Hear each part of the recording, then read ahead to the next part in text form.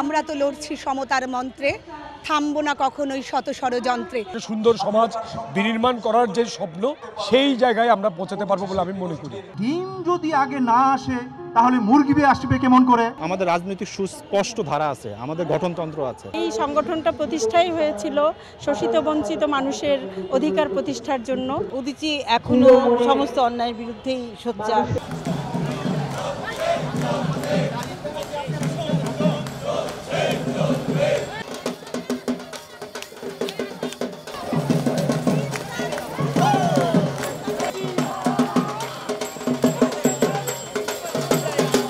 আজকের এই সম্মেলন আপনি দেখবেন সারা দেশে যারা একসময় সোচ্চার ছিল, দেশের যারা বিরোধী মানে স্বৈরাচার বলি সাম্প্রদায়িক শক্তি ছিল, তাদের বিরুদ্ধে যারা কথা বলেছিল তারা এখন অনেকটুকু নিষ্প্রভ ছিল।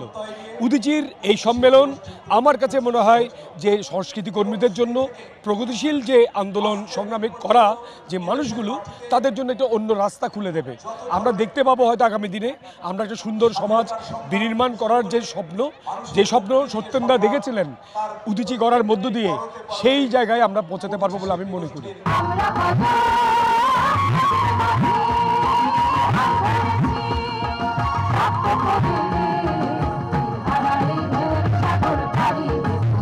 সম্মেলনে আসাটা অন্যরকম একটা অনুভূতি কাজ করে, খুব ভালো, সবার সাথে দেখা হয়। মানে দেশের সব জেলা থেকে যারা আসে সবার সাথে খুব, এমনিতে তো গণমাধ্যমের সবার সাথে যোগাযোগ থাকে, মোটামুটি যোগাযোগ বলতে সবার কার্যক্রমগুলো আমরা দেখতে পাই, আর এখানে আসলে সবার সাথে দেখা হয়, এটা খুব ভালো লাগে। আচ্ছা, এই ডিম যদি আগে না আসে তাহলে মুরগি আসবে কেমন করে? সুতরাং যে যাই বলুক, ডিম কিন্তু অবশ্যই আগে এসেছে। হ্যাঁ, এই সম্মেলন উপলক্ষে বা বর্তমান পরিবর্তিত পরিস্থিতিতে আমরা কোনোভাবেই চাই না যে আমাদের দেশে সাম্প্রদায়িক কোনো বাধা আসুক। নারী পুরুষের সমতাটা অবশ্যই আসুক। নারী পুরুষ এইটা ওইভাবে আমরা আসলে ব্যাখ্যা করি না, মানুষের বিষয়টাই তো এইটা।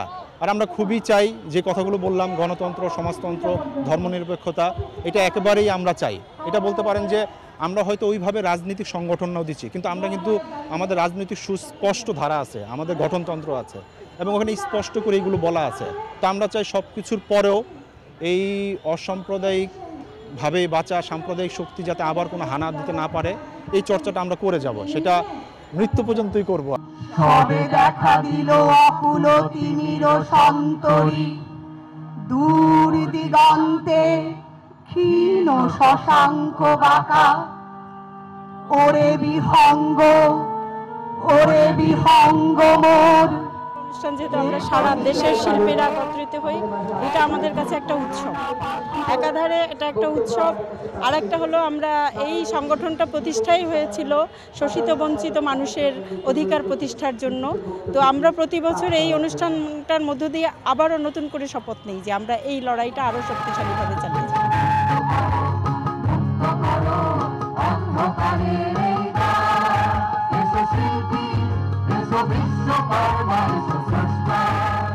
উদীচী তো সবসময় আপোষহীন বৈষম্যহীন একটি সংগঠন, এবং উদীচী সবসময় তার সংস্কৃতিকে ধারণ করে, আর সবসময় একটি আন্দোলনমুখী সংগঠন হিসেবে সমস্ত অন্যায় অবিচারের বিরুদ্ধে রুখে দাঁড়িয়েছে সবসময়।